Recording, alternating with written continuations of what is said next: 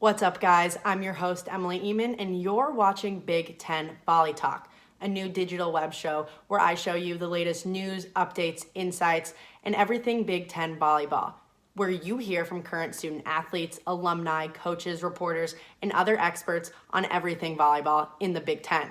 Now, let me introduce myself. Like I said, I'm Emily Eamon. I'm from Bloomington, Indiana. I played at Circle City Volleyball Club in Indianapolis, and then I just finished up my 4-year career at Northwestern as a DS Libero. So, with that, we're going to start with my alma mater, Northwestern. They had a pretty good start to the preseason. They finished 9-3, finished beating some really good high caliber teams like Duke, Texas Tech, American. They had just brought in 4 new freshmen and a grad transfer, so it seemed like a lot of moving parts there. They sort of had a brutal start to the Big Ten season, going 0-10, and then finally turned it around at a sweep at home with Michigan State, which seemed like a rival game because recruiting coordinator Kristen Kelsey came over from Michigan State that year. Now, after that, they actually turned it around, finished winning the last 4 of 6 games, including beating rival number 17, Illinois, on senior night. A huge impact player for them has been middle blocker Alana Walker. Now, she's 6'3", she's from Chicago, high energy girl, very strong. In high school, she was named Illinois All-Star Team Captain and then had a very successful career this far at Northwestern. She's been named to 5 all-tournament teams during the preseason, including 1 MVP. Now, her first year, she finished the season with the highest hitting percentage from a first year in program history. Then this last season, her junior season, she led the team in blocks by over 30. Now with that, let's welcome Alana Walker. Welcome, Alana Walker. How are you doing? I'm good. How are you? I'm doing well. What have you kind of been up to in the stay-at-home quarantine life? A lot of Netflix, a lot of Zoom calls, and just like working out every day. Yeah, what are you watching on Netflix these days? I started Outer Banks, and I felt Okay. I'm almost done with it. And Okay. Money Heist. So those two. Gotcha. So I know you talked about working out. How has training kind of been different since we started? It's a complete shift. We have no weights or anything really. So we 5 days a week are on Zoom calls with each other. Doing our conditioning on Zoom, all body weight things, but there are like lists and all those, our lists and like sheets and stuff are all the same, but it's just like we're missing the element of actually being together. But we've definitely like amped up conditioning, emphasized being outside, things like that because there's nothing else we can really use. Yeah. Factoring into that, how do you kind of keep up with your volleyball skills? Obviously, people don't have access to gyms. They don't have a net. They might not even have a ball. So what are you guys kind of doing to help that and keep your volleyball skills, up to a T? Right. So Northwestern actually sent us all balls. And every Tuesday and Thursday on Zoom, we are doing ball handling drills against a wall. Obviously it's limited. There's not much you can do. But like still just like not losing our touch. So we've been passing, setting, hitting, serving, and a lot of blocking. Like we get a wall set up, we mark it with chalk as a net, and we use the ball to like help us with our blocking moves or whatever. So it's been a struggle, but we're making it work. Mm-hmm. How are you kind of handling it? Obviously it's probably hard, knowing that the season's coming up so fast, hopefully. How is that going? At first I was like a little stressed, just like it's my last season and I feel like I'm going to be like underprepared for it. I'm not going to be ready. But at the same time, I think over the weeks have gone on, I literally feel like it's more of a benefit now. Like I have an excuse like to work out every single day. Like I don't have to go anywhere. I don't have anything else to do. So I feel like I've honestly been able to focus on myself, like my mental health, on top of still training, still trying to get explosive and be fast. And the volleyball part's going to come. I'm never going to lose my touch completely. Yeah. Yeah. Sort of shifting gears to last season. If you could kind of sum up the season in one word, what would that be? A roller coaster. How so? It was a lot of inconsistency. We saw a lot of really good volleyball. We beat a lot of really good teams, but then we saw a lot of bad and inconsistent volleyball. We let a lot of teams off the hook. But that also comes with the fact that we've always had a lot of young players. We've always been considered a young team. But it was definitely a lot of inconsistencies and just a lot of up and down all last season. Yeah, I mean, talking about your young players, you had 4 new freshmen come in. You also had a new grad transfer. What was their impact in the season? I mean, I think all their impact was huge. Obviously, Temi came in and killed it. I mean, as expected, Des really stepped into her role for Olivia's injury, and P. Chang just came in, knew she had to step up. So I think everyone had a big role, whether they played or not. But that's always the big thing with us, is that when we have new players, they're playing a big role, our outside, our setter, things like that. But they definitely really did have a big impact. Talking about that roller coaster kind of thing, I mean, you guys started off having a really solid preseason. You're winning against teams that go to the tournament often. And then Big Ten started, and, Northwestern started 0-10 for the first half with, a loss to Rutgers, a loss to Iowa. And those are teams that, for Northwestern, they really need to win games. So what did Coach Shane Davis kind of say to the team to keep everyone motivated? To keep us motivated, I feel like it was a matter of just him, not giving up. Because after, the first, 4 or 5 games, it was, just, anger and, frustration. But then I feel like as it kept going on, he realized that wasn't the approach to take. And he just kept showing, okay, we're going to get better. We're going to bounce back from this. We're going to get better. We just kept, erasing the games that we were losing and trying to focus on, one thing to get better to beat the next team. So I think it was just really that, belief part. And then since he believed in us, we could believe in ourselves, and we could grow from that. Yeah, and then you guys, you turned it around with the game against Michigan State. You swept them at home. What do you think kind of clicked there? I want to say, we clicked. I think that, I remember that game. I feel like we just played really well as a team. We stopped worrying about, the other side and, who we were playing and what they had and what they could do, and really just focusing on, if we do our game well, we do this, then we're going to beat them. And that's exactly what we did. And I think we just started to grow confidence as, the sets kept going on, and it was just a sweep. Yeah, it seemed like that mentality at that point in the season kind of shifted. Everyone looked a little more confident. And then you guys ended the season winning the last 4 and 6 games. What do you think kind of led to that success so late in the season? I feel like just we became a little bit more consistent. I feel like certain players became a little bit more consistent, and that's really all we needed, because it's not going to be everybody. We're not going to fix every problem. But I think we just stopped focusing on the losses. Because at that point, it's okay, we're 0-10. We have absolutely nothing to lose at this point. And so we stopped being timid, and we started taking risks, and we started listening to each other, listening to Coach Davis. In the beginning of the season, he would make calls, and people would just, not do them. And now it got to the point where, we're trusting each other. And it kind of sucks that it came at the end of the season. But I feel like that's what happens when, you always have new moving pieces. It just takes time to get adjusted to it, and it just took too much time last year. Yeah, well, it definitely clicked at the end. You guys finished the season beating your rival, number 17, ranked Illinois on senior night, which is your biggest collegiate win that far, and this far in your career. How did that kind of feel, ending the season on such a high note? Well, I actually cried, but I feel – it was just, I kind of just felt relief. I don't know. I just felt I always knew that we could beat Illinois. I think we could beat any team in the Big Ten. And then when we finally took that big win with everybody there, senior night, Dr. Phillips, it was just such a relief to make.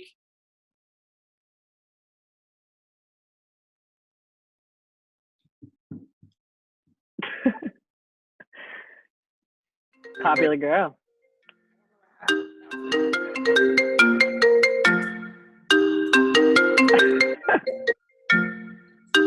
Okay. This is Alana Walker. Everyone wants to talk to her, The most famous question I got was, do you have a boyfriend? So. Okay.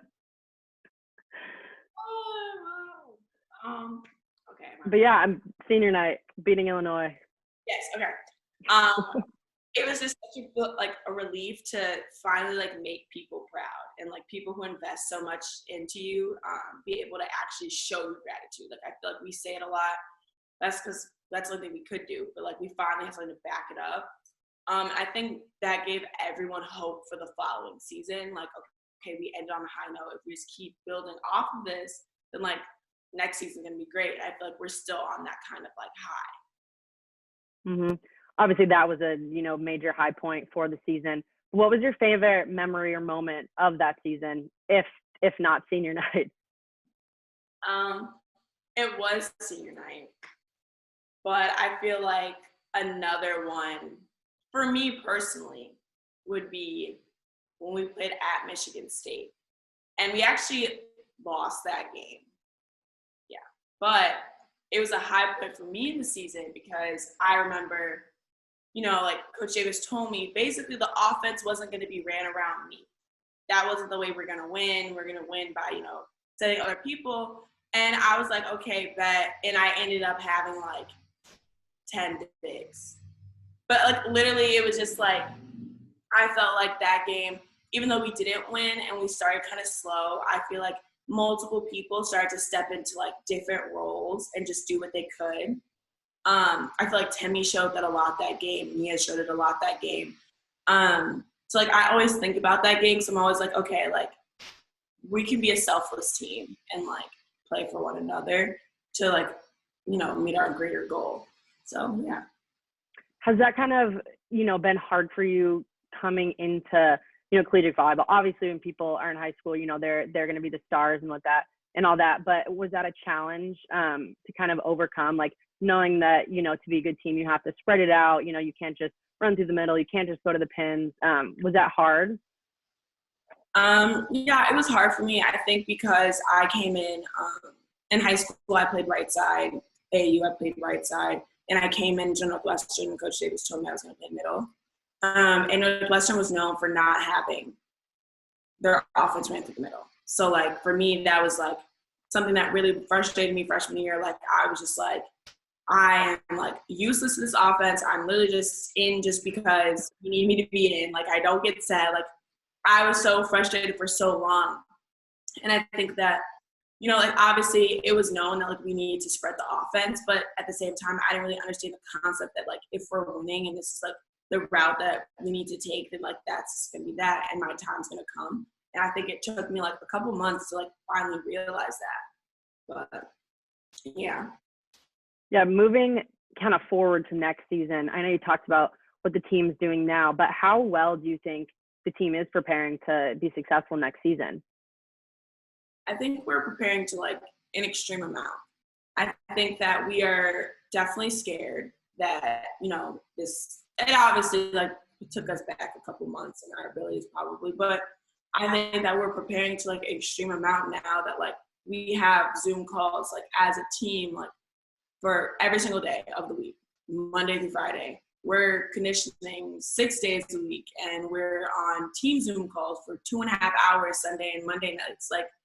It's an extensive amount. We're doing scouting reports every week, working together as teammates, reflections to work on mental health. It is so much that we are doing that I don't think that there's a possibility that we could fail even with all this going on. Yeah, I mean, it sounds like a lot of the stuff isn't necessarily volleyball skill related, but how important do you think that other stuff is, working on your mental health, working on, the mental side of the game? How do you think that kind of integrates into how prepared you guys will be for next year? I think it integrates perfectly because I feel like our biggest downfall isn't our physical ability. It's our mental. I feel like we're a very mental team. I feel like we have players that are just as good as anyone else in the Big Ten, but I feel like our mindset and the way we train and maybe what goes through our head during a game is what slows us down. I never have thought that we aren't as good volleyball players. And like I said before, the volleyball comes, it's always going to come back. But I think this was a perfect way for us to have certain players, even as a whole team, work on being stronger mentally and being able to be being good leaders and better teammates. Which I think was our key missing aspect. Mm-hmm. where do you see the biggest strengths as well as weaknesses in this upcoming season, whether that be, you know, working on the mental game or not? Where do you see those strengths and weaknesses are? I definitely see like some weaknesses to be maybe a disconnect between like us as a team. I think that we became super close as a team, but that was because we spent so much time together. And this is the biggest break any of us have had from volleyball. So just maybe a disconnect between each other. And obviously the biggest weakness is just not having that volleyball aspect anymore. Like it's gonna take a while to get into it. It's just gonna be a matter of how long can it take us to get back. So that could definitely be a weakness.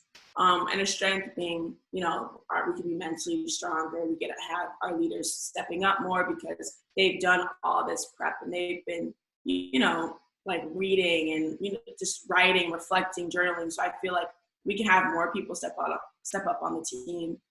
But also just, I feel like the strength of this could also just be like our hunger and determination, like to finally like want to play again. Because sometimes if you play something you're doing every single day, you might lose like a love for it. And I feel like a lot of us are like, okay, we're ready to play again. Like we want to play, and just like this drive, that could be a good thing. Yeah, it seems like, I mean, for a lot of people, you know, people talk about burnout a lot. You might get, you know, tired of kind of what you're doing, but this, yeah, like you're saying, could be a good way to kind of fuel that. Be like, I want to get back out there. I want to win. I want to do all these things. So that definitely could be a huge strength for, you know, any team. But that's great that you guys are sort of talking about that. Who do you think one player to be on the lookout for is for this upcoming season? Desiree. I definitely think Desiree. I think last year she stepped into the role of a middle, like due to an injury abruptly. And I think that she just had like a lot of learning and a lot of growing to do, but like all of her potential was there. And she has so much raw talent that I think that like next season, she's just gonna like, that's gonna show. And we're gonna have like two very strong middles and it'll be a very big threat. So I'm excited. Yeah, I'm excited to watch you and watch her and all that next year. All right, sort of switching gears. What is your favorite arena to play at and what is your least favorite arena to play at? Okay, my least favorite is Rutgers. Why? There's like barely any fans. It is just hot. Like it is like we played a 5-set match last time and I was just dripping. Like even the lock. I just really don't like Rutgers at all. And my favorite place to play at. I actually really like Minnesota. I think that the atmosphere is super cool. It's a huge arena. And I always play well there. So I definitely. Nice. Yeah, what is, I know you kind of touched on it, but what is your biggest adjustment been since coming and playing for the Big Ten? It's obviously a lot different than high school ball, a lot different than club ball. What has that biggest adjustment been for you? I would probably say my biggest adjustment would be, I would guess like the speed of it was huge for me. For my blocking particularly, it was a lot to adjust to. I used to be like did not want to block because like it was like I overthink. But I would also say just like the team aspect, because in high school, like none of you really, you don't really go to the same school. And in high school volleyball, it's just like different groups of people really. And I've always been super close to teams. But I think in college, it was an adjustment because like we're all close, but in different ways. Like everyone's like so far, it seems so far in age. Like it was just like weird. I was like, okay, I'm 18, I'm playing since like 22. Like it was just so weird to me. But I mean, it was a good team adjustment at the same time. Yeah. I noticed on your shoes, you always read a saying that says B4P. Can you sort of talk about what that means to you? Yeah. So in the spring of my freshman year, I lost my grandfather. And that was kind of like the biggest loss I've ever had in my life. Like it was like the first one. My mom is a single mom. So my grandparents have lived with me almost my entire life. My grandpa taught me how to ride a bike. But my mom also works nights. So in high school, I was home alone, like at night, like home alone all the time. And to get to volleyball before I had a license, my grandparents actually drove me to every practice and would wait inside the car until I was done.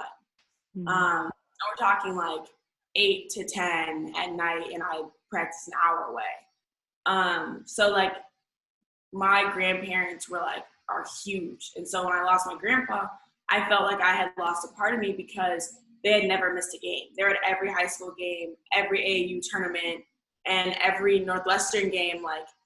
And so B4P means ball for Papa. And it just kind of was like a reason why I play. And my grandfather loves sports. He loves them. He would always enjoy the volleyball games.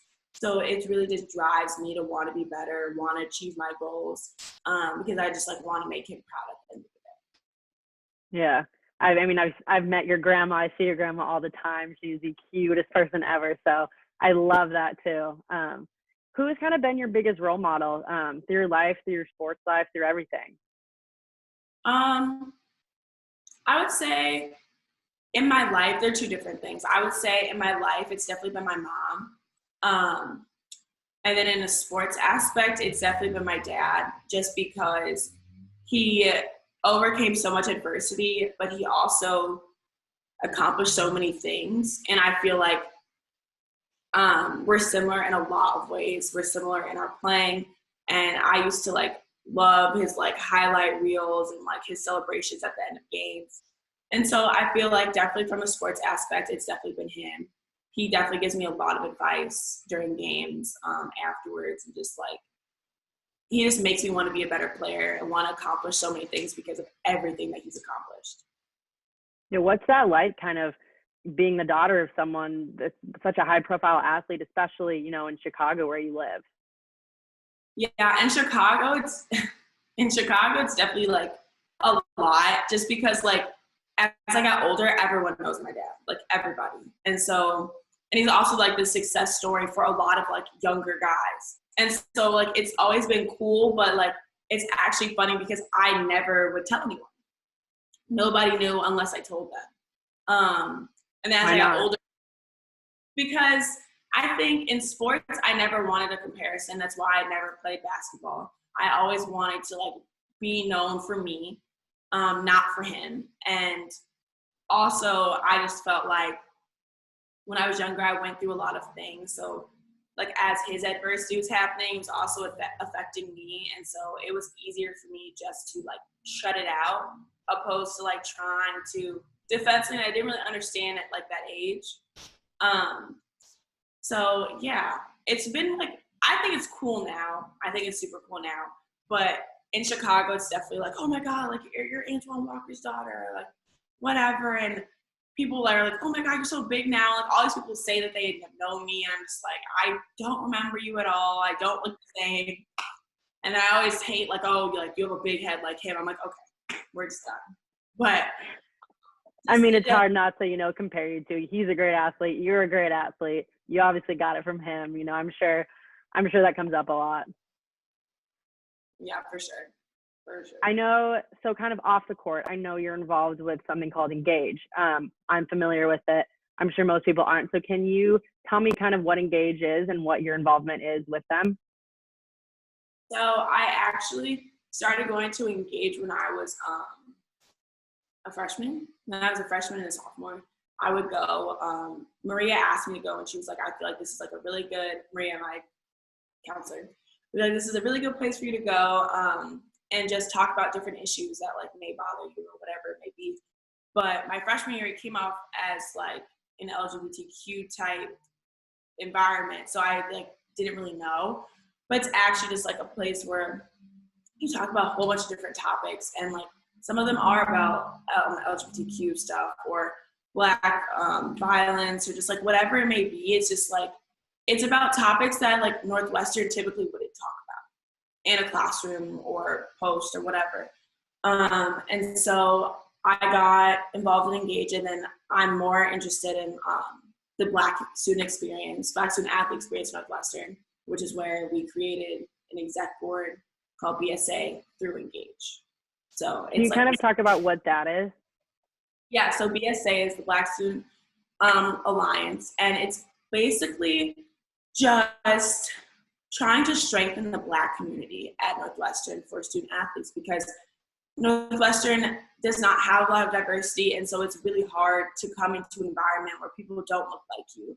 And so there's also a disconnect between the Black student athletes and the Black students at Northwestern. And Northwestern has a big problem anyways between athletes and non-athletes. And so there's this idea that, like I was just saying, how my experience at Northwestern, I felt like I didn't really have a connection between any of the Black student athletes. The only ones I had were on the volleyball team, and luckily enough, we're a diverse group. But basically, we formed the group just to bring the community together, so like everyone can know each other, everyone can build friendships and relationships and become friends, but also to help take down some of the issues that we might be facing. A lot of issues that kind of get swept under the rug, they don't get talked about, they make people uncomfortable, and we're there to talk about the uncomfortable and push that to Dr. Phillips and Maria and the coaches and all these different, admin that, regular student athletes may not be able to talk to, but you tell us, we tell them, we work together as a community to help solve problems, just enhance the experience. Have you found that, admin and all these people have been really responsive of what you guys are bringing forward? Yeah, I think that they are. We have Kevin White, who works right along with Dr. Phillips, who sits in on all of our meetings and has actually kind of joined the group. And so I think everyone is super, proud of the fact that we're doing something that can make people really uncomfortable and it's hard to do. And I think everyone's definitely on board and trying to work with us and is aware of some of the problems that we have. Yeah, where have you seen, like, specifically the progress in, these clubs and communities that you guys are building and bridging gaps between? Yeah, so I definitely think the community as a whole, a lot of Black student athletes after the first and second events were just like, I didn't even know some of these people went here. I didn't know this. And it's funny because there's a lot of sports that have one Black student athlete, and that can be really, really hard. And so after the first couple of events, the best feedback we got was that she feels like now she has friends and that she has a community, because she didn't even know. She was too scared to talk to all these people. You never really get the time or the place. But also progress just being, reaching out for Kevin White being on the exec board now. And, we had Jen Fry come in, and it was a great experience. It was a great talk. But with that, it shed light to some of the problems that we have directly. And so from that, we still made progress, because now it's okay, we know it, but now you all know it, because it was very obvious at that event. And it was progress too, because Dr. Phillips was upset about, the attendance that we had from the coaching staff of the sports. So it also just showed us that okay, we're making progress. People are now seeing the problem. People are now wanting to do something. And that just fueled us even more, I feel like. Yeah, I mean, it's great that, you guys have an athletic director that seems very hands-on and, wants to get involved, wants to make it a better place for, the Black student athletes or just anyone in the community. Yeah, for kind sure. of looking forward to after college, where maybe after volleyball, where do you kind of see yourself 5 years from now?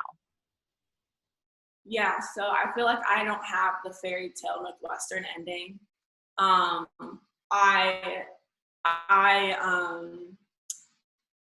love the idea of getting my degree. I do like school, but I would really want to pursue my dreams of modeling, right when I'm done with college. I had to stop due to volleyball, and I've always loved volleyball, always put it first. Sports always come first, but honestly, modeling is something that I have such a passion for, and I hands down just want to move to LA or New York and sign with an agency and just kind of just test the waters, test my luck. And if worst comes to worst, what kind of got you started in modeling, and where does that love come from? Yeah, it started with my mom. Just she always wears heels, and she has all these clothes, and she's the reason why I'm such a girly girl. I used to wear princess dresses throughout the house 5 days a week. I was always wearing little plastic heels. And so it's kind of started when I would try on her shoes. And I was like, I want to practice my walk because I loved America's Next Top Model. So I used to walk through the house, like catwalk, just like in circles and just like keep going in heels. And when I was in the 8th grade, my mom took me to a casting just to see, like, because I said I wanted to do it. She had always told me that I should. And so she took me and they signed me on the spot. And I just kind of started to fall in love with it then again, I guess. Yeah, well, that'll be fun to see you doing some catwalks in the future. Sort of in the same gear, I see your TikTok dances. I see them on your Instagram. I see them on, TikTok and all that. Your dancing videos are pretty good. What kind of goes into the process of even making one of them? I can't imagine learning a dance, setting it up, especially, with friends, navigating all of that. How does that work? I mean, it's like just for fun. Like, it's literally like, I'm not gonna learning the dances are hard. Like, so I guess if I'm by myself, like I kind of just pick whichever one, and I just, I'm alone. I can just learn it, whatever. But it's so much easier when I'm with people because it's like, okay, we set the phone up and like we just keep rewatching it. And TikTok doesn't let you rewind, so you actually have to watch the whole video 1,000, which is so annoying.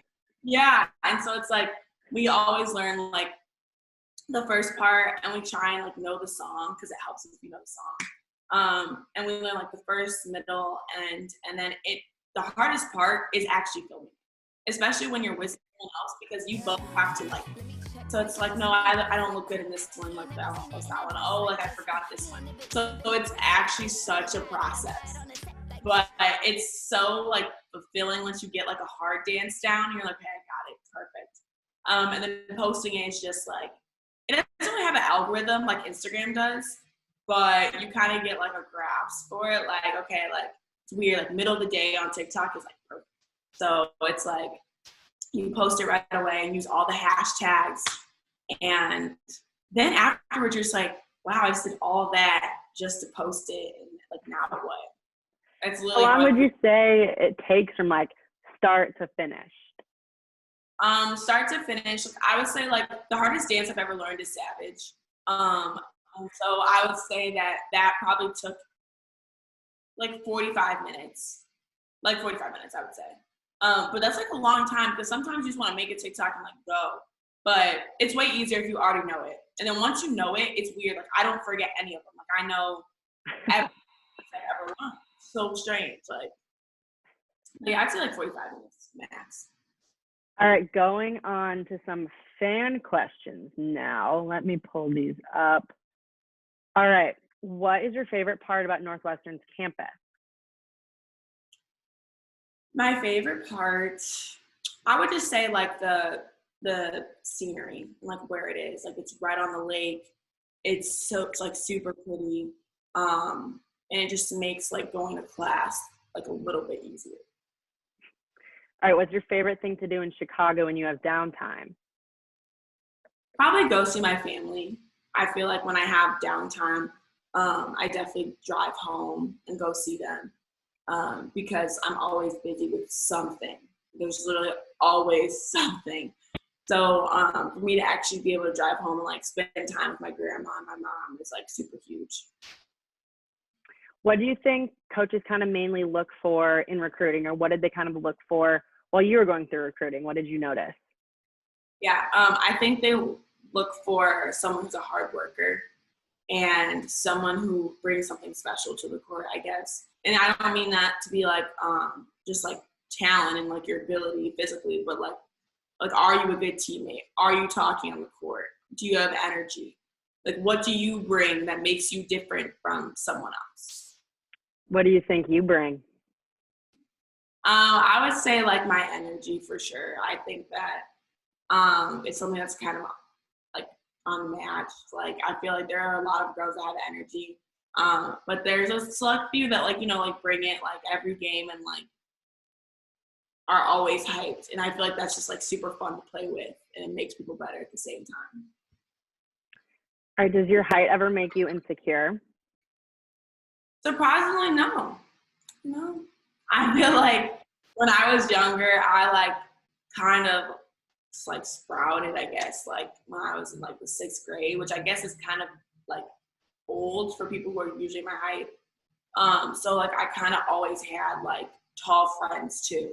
So I feel like I never really even had a chance to like feel insecure. Yeah. What other schools were you seriously considering, and why did you choose Northwestern? I was in love with USC. Like I was set, done deal. Like I was in love with them.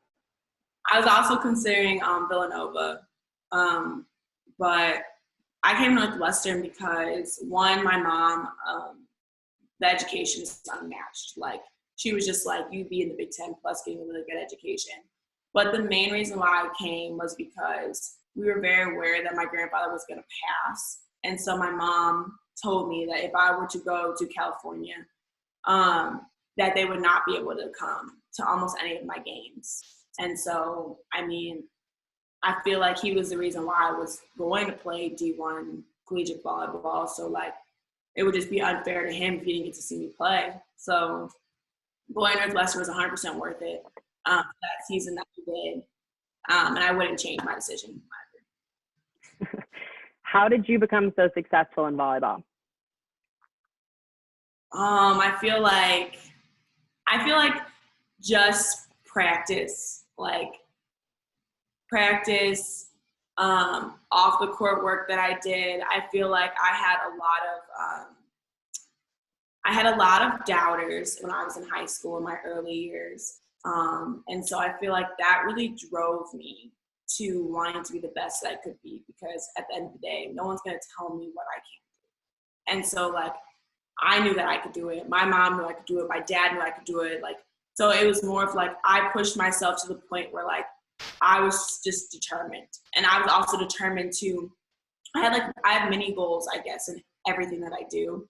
Another reason why I really wanted to go play volleyball, I guess, was also because I told myself my mom's not paying for college. Like, she's not at all. Like, I want a full ride. And so I pushed myself at a young age in high school, extra workouts, extra practice, private lessons. And I think it just all started to pay off as I got older. Where do you think that internal motivation kind of comes from? I feel like a lot of like your drive that someone has, at least what I have, I think comes from like my lowest points in life and like kind of like where I come from. I think also too, like you have to have like that person or that thing that just like makes you want to be better. And I feel like we all have it. And like, you may not know to what extent, but like the value of family for me is immense. Like that's the only thing that matters really for me in my life. And so like it makes me want to make them like happy. Like I love when they're proud of me. I love when they feel like, you know, them driving to practice, them paying for club, them doing this. And like it all has to pay off. And I feel like me being good at volleyball and like giving my mom something to be proud of all the time really did that. And so, yeah. All right, lastly, what inspired you to play? I would say my brother inspired me to play because he played sports when he was in high school and like all throughout his life. And he played at a college level, but he ended up quitting. But he definitely inspired me because my brother was so cool in high school. And like, he was like always on the cover of like, you know, the newspaper and like everyone and like I go to his games and like I feel so cool because I was his little sister and I was just like, you know, like I want to do that. Like I want to be that cool. And so I guess like I thought that like volleyball was the way. I tried every sport and volleyball was the one that clicked. So I was like, okay, this is it. So yeah, definitely my big brother. Well, great, Alana. Thank you so much. I can't wait to watch you and the rest of the Wildcats this fall, hopefully, as long as you guys have a season. Thank you for joining us. Thank you for having me. I had so much fun.